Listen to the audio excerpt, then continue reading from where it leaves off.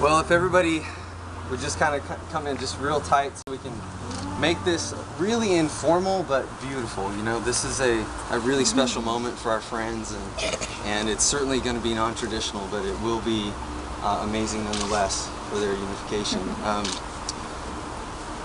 You guys started the ceremony when you walked in the door. This is not the beginning of the ceremony, so I want you to treat it that way. And as you guys are here in front of your family and your friends, just enjoy a few moments of laughter, a few moments of seriousness, a few moments of words from God as He speaks into our lives and sends you off. And we look forward to doing that with you as your family and your friends. And this is from your mom, but I have to do this. Marriage! Marriage is what brings us together.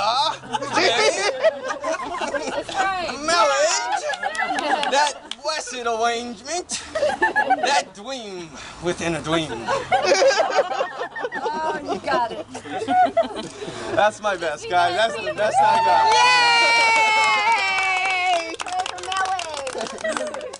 It really is a dream to be here at this moment to share with you guys, because I think a lot of us have had dreams for you, you know, knowing what you guys have been through, and for us to stand here, it's a dream for us all, for you guys to make this commitment and to go into your new life.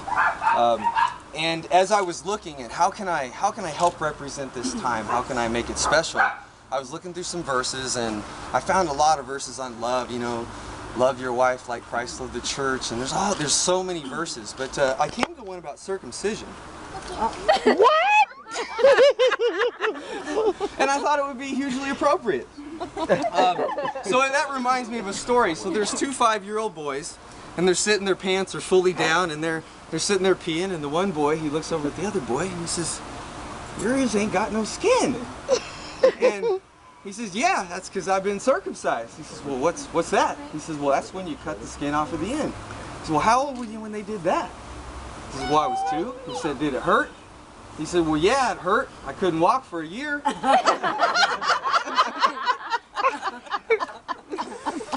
So that's how that boy made sense of things, right? And so I wanted to just make light of the situation, because I wanted you guys to make sense of this with all of us together. I think we're all just figuring out as we go. Everybody took part in this marriage and this ceremony, and so how they make sense of things, I think, is really how Jesus makes sense of things. And this is the verse that I came to. In the Messiah Jesus, there is neither circumcision nor uncircumcision. It means nothing but faith working itself through love. And I know it seems like, why would he talk about this particular verse? But for me, you guys have thrown it all off. You've thrown the traditional off, but you've said, we are going to commit under God. There is something that means something, and it is faith working itself through love. We've been a witness to that. It's been an absolute beauty. Last night, Smith and I were sharing some stories about just how we got to know you, Dena, how we came to find Mackie in a place where brokenness was really the only word that you could describe what was happening. And God took a broken man, and He took perhaps a broken family, and He took a bunch of broken hearts, and He made a magnum opus. He made a beautiful piece of artwork, and you guys are it. Your beautiful family, wherever William is now. He's right here. And look at you, buddy. Awesome. Isn't it beautiful? Awesome, huh? Beautiful. Yeah. So a real quick story. When I first heard of Dena, it was just sort of a passing. There was this girl that he had met, and Mackie doesn't say too much. Anybody attest to that? Yeah. Yeah, I didn't know too much.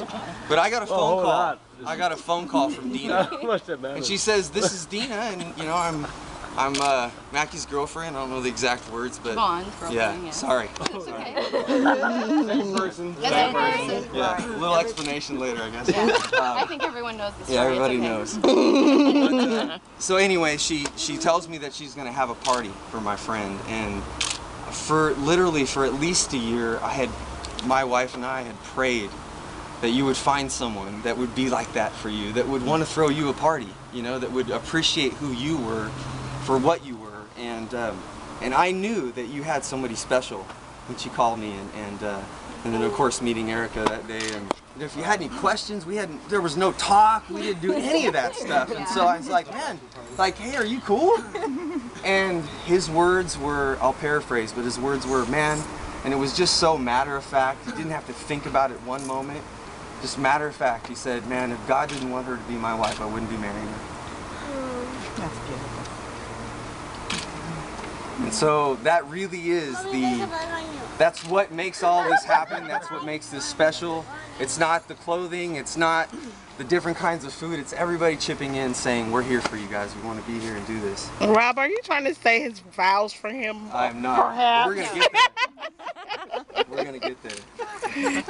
No, I know you. We are going to get there.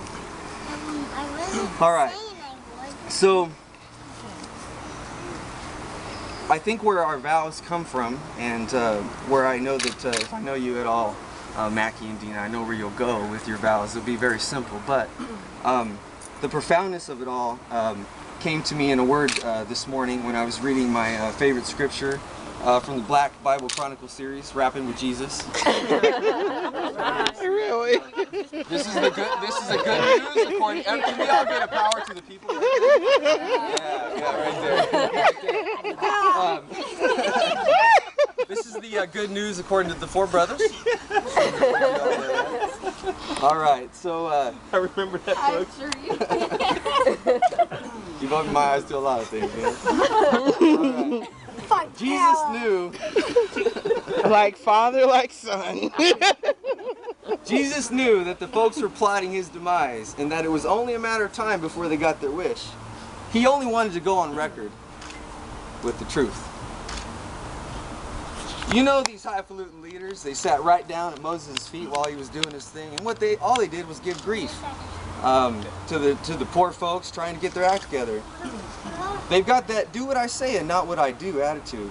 More, they don't even let folks know what's going on. Yeah, they think that keeping their image intact is more important than doing what is right and what is compassionate. You see them in the best restaurants, at the best hotels, throwing money around like they're somebody. I'm Reverend so-and-so. They walk around like they're peacocks. Don't fall for the lies of these brothers. The Almighty is the real teacher. My only wisdom to you, and I think our only wisdom, is that we leave you in the hands of God as you go on this great, great journey. And I think we should just take a moment, and we want to hear your vows, your words to each other. If we might have you face each other in the midst of all the people.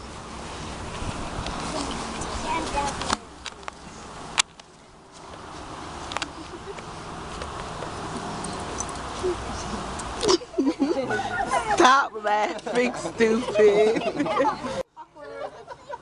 Pee or something? You and I, we started writing the book. We've had a 3-year introduction. Now we are on chapter 1. We have to make sure that the dog's eyes right as well.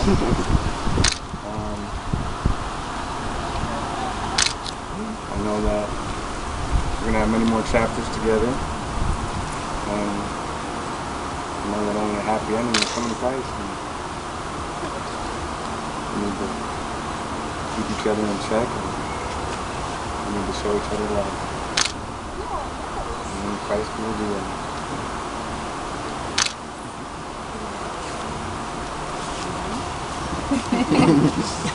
First time you came into my home and told me that you were about to show me that you love me, kind of, you love me.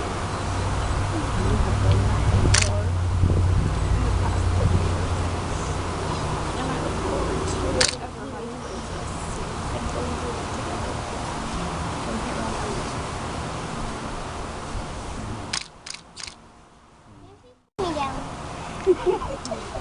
You want to say something, William? Did you want to say anything? No? Okay. Christ said, "This is my commandment, that you love one another just as I have loved you.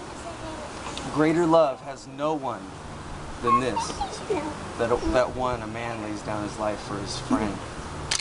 And we would part with that. We want to give you some rings, and they've asked that I share briefly that they're going to wear their rings on their right hand to symbolize that Christ is at the right hand of God. And the right hand is a symbol of power and of strength and of action. And as they've just spoken, this marriage is not one of words, but of action. And so if we could take these, you guys would each place on your bride.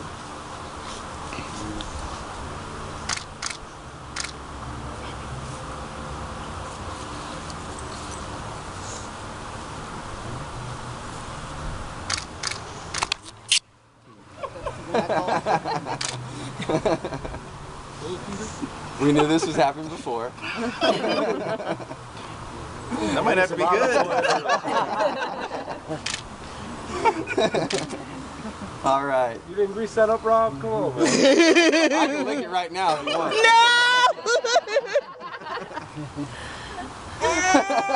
I got it. That's never coming out. All right. Now, by the power vested in me in the puny state of California, and the mighty power of God, we all now pronounce you husband and wife. You may kiss the bride.